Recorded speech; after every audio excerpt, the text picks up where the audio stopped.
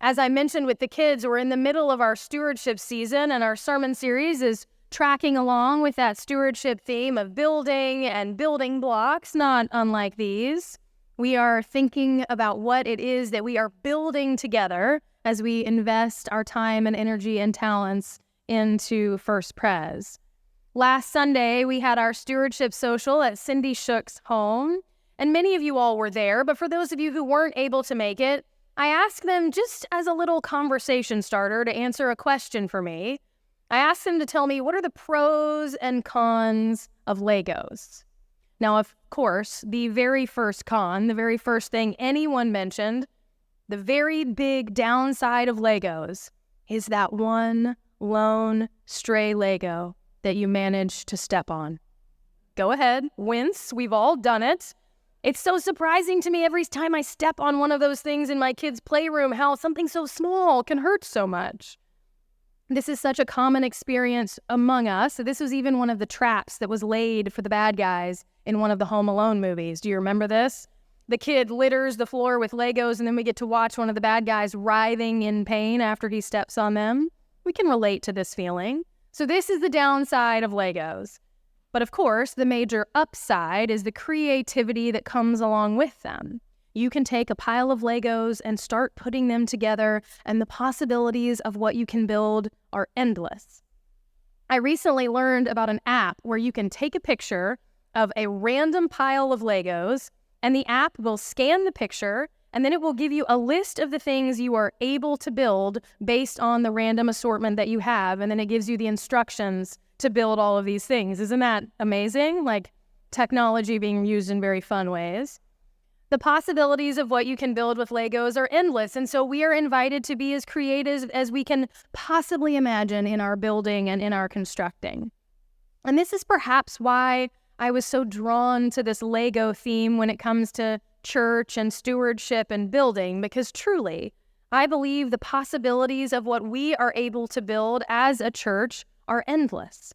When we combine our gifts, our skills, our resources, and we work with God leading and calling and guiding, there is nothing we can't build for God's glory.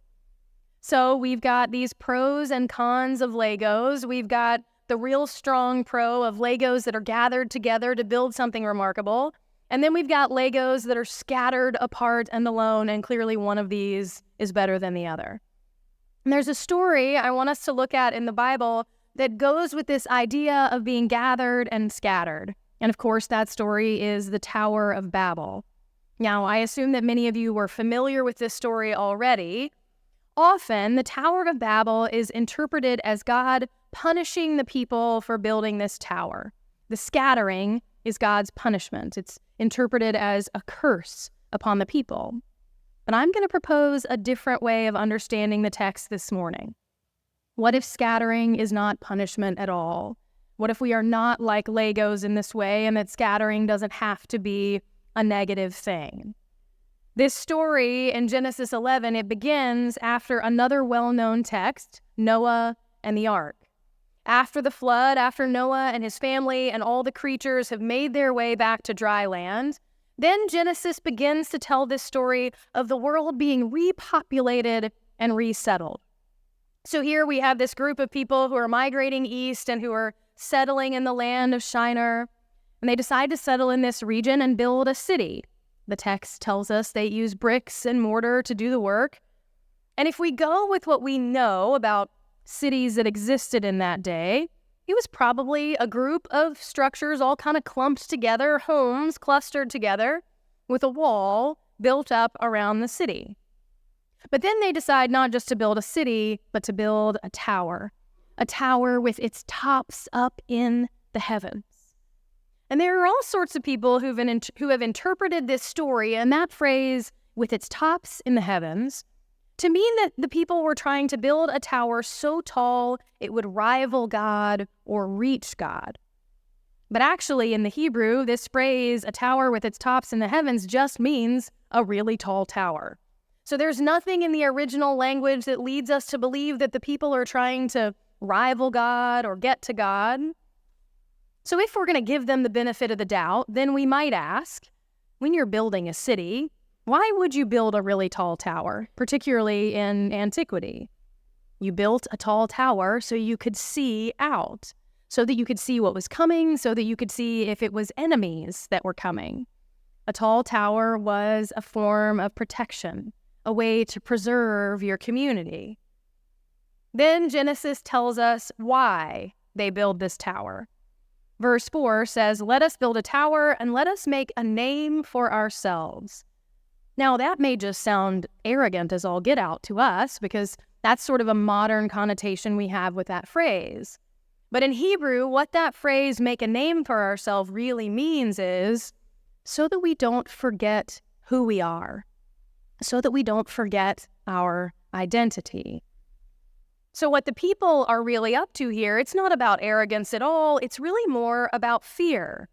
What they fear the most is being scattered out into this big, scary world and forgetting who they are and forgetting where they came from.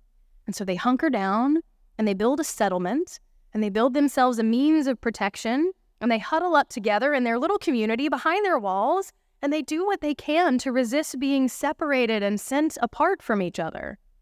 Those don't sound like bad impulses. So then Genesis 11 gives us this narrative of God coming down and seeing this, and seeing what the human beings are capable of together. It says nothing that they propose to do will be impossible for them. Now, what they propose to do is to stay behind the walls together. And so God decides to separate them and scatter them. They've been gathered together with this one language, but now it's God's will that their language would be confused and they wouldn't understand each other and they would be scattered abroad. And this is often considered a punishment. Because they dared to build this tower or dared to make a name for themselves, God arrives on the scene and punishes them. And that's a reading that makes a lot of sense if you're just reading these verses in Genesis 11. But if you read this within the whole context of the book of Genesis, then you can flip back a few pages to Genesis 1, and you'll see when Adam and Eve are expelled from the garden, the instruction that God gives them, the mandate that God gives them, is to go out and to fill the earth and to multiply. This is God's mandate for them and for the generations to come after them. This is God's plan. But here, the people are resisting that instruction for God, and they're not going out and filling all the earth, but instead they are refusing to go out, and instead they're hunkering down and protecting themselves and staying safe and staying together. As they build this tower, they are choosing safety and security over God's call. But if you keep reading in Genesis, you can see more places where this idea of scattering is not negative at all, but instead it's about being spread out abroad, and that is a blessing, and it is sanctioned and willed by God. So what if, when God arrives and scatters them and confuses their language, what if that is in fact not God punishing them, but it is God continuing to create the world that God intends? A world that is filled with different languages and cultures and nations, but that won't happen if these people stay hunkered down and walled off and refuse to go any further and explore and spread out. The hopes that God has for the world are being resisted here, and so God takes action. But what if we don't imagine this scattering as punishment, as if diversity of language or culture are an affliction? What if we imagine that in this moment at Babel that God is gifting us and is creating many languages and many cultures and many peoples in order to bless the earth and to create this world that God intended? And if we begin to imagine that scattering people is not a punishment, then we can think about this text alongside Luke 15, where God scatters, but then God is also the one who gathers in those who are lost. You know, we might be tempted to think that God gathering us in and this unity that we have in the Christian body, that this is God's purpose and the scattering is punishment. But what if they're both God's purpose? Then we have some pondering to do. Because what does it mean that God intends both unity and scattering? That God intends for both unity and difference? We might think about it this way. The unity or the gathering in the lost that God intends is that all of humankind would be in covenant with God and would be in covenant with each other. But the scattering that God intends is a life that is populated everywhere by God's followers, by those who are attentive to God's creation and to each other, by those who are living and working in God's image wherever they are in order to enhance the wholeness of God's creation. As I was reading up on this idea, I found a great quote by a scholar named Juan Luis Segundo, and he actually even compares this idea of being gathered and scattered to the Trinity, which I thought was kind of interesting. He says, the human community, as both scattered and gathered, is like the character of God, who is confessed as 3 in 1 and 1 in 3. Thus, what may be discerned in our text as the judgment of God may also be another way of forming the community genuinely loyal to the Creator and dependent upon God's gifts and purposes.